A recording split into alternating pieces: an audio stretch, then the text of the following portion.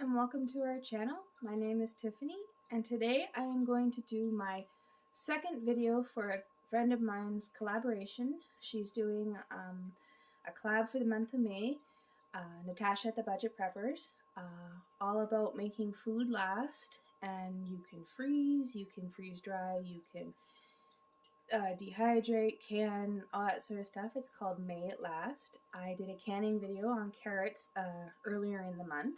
And now, today, I decided I'm going to do one where I show everybody how to use your old, good old-fashioned stove, or oven, I guess, so to speak, to dehydrate tomatoes. So, I've never done tomatoes before, so this was a learning experience for myself, and they didn't turn out too badly, so I'm happy about that. So, if you haven't yet, go check out Natasha's channel, The Budget Preppers, and check out the list of May It Last and all the other great collaborators on the list. There's some awesome videos in there. And there's also, she's running a contest for our viewers. I will leave in the description box below, I will leave the link to the entry form. So I believe it tells you what's required on the entry form. You have to be one of my family members and watch the video and leave a comment or something. I like I said, I'm pretty sure that the form will tell you more. But yeah, so I hope you guys enjoy this video, and please hit the thumbs up, as always helpful. And let's get right to it. So here are the tomatoes that I am going to dehydrate today. As you can see, I got a couple of normal tomatoes.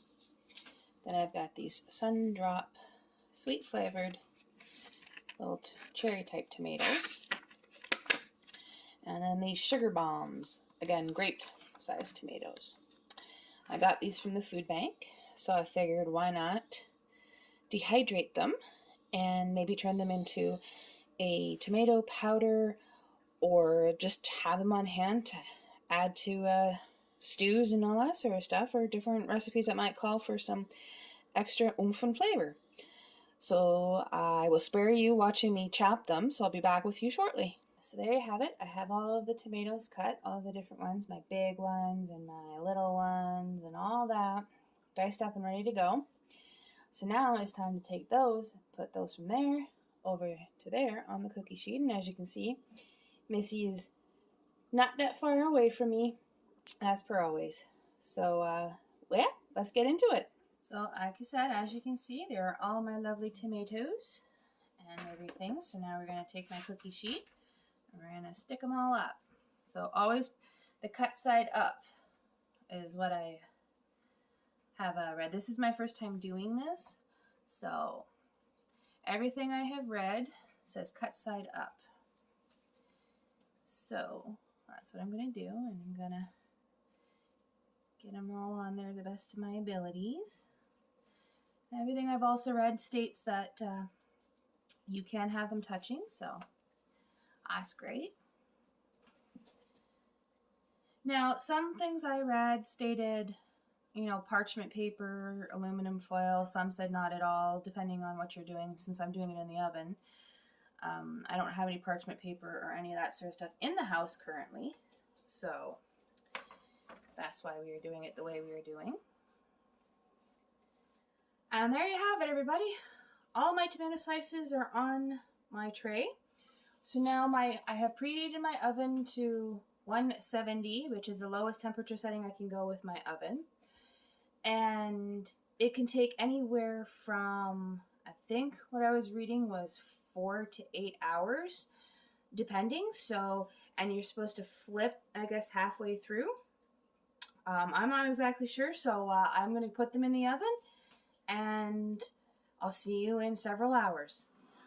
All right, so here we are, about 6 or 7 hours from when I started, and most of the day they have stayed on the setting of 170 degrees Fahrenheit, so they're looking pretty good, as you can see.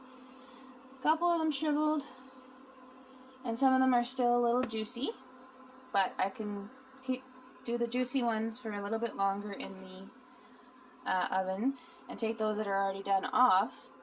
But there you have it, everybody. there you go. How to dehydrate onions using a plain ordinary oven. And there you have it, everybody. Dehydrating tomatoes in a common oven. It's not as hard as it might seem, and they turned out pretty decently. I can't wait for them to cool, so that I can grind them up into the powder and get them stored up for the rest of the, for the rest of the year. Depending on how you do it and everything like that, depends on how long. There's several different ways. Once you've dried them out, you can add them to oil and keep them in your fridge for a while. You can put them in an airtight container for later use. All that lovely stuff. Like, there's many different ways that you can store them and use them, and you can even rehydrate them. Some places say 30 minutes in water. Everywhere has a different thing. So if you just, do a little search on Google or here on YouTube, I'm sure you can find people's suggestions on how to rehydrate your dried out tomatoes, or even how to make tomato powder. But anyways, I hope everybody enjoyed this video. I enjoyed making it and learning a new skill.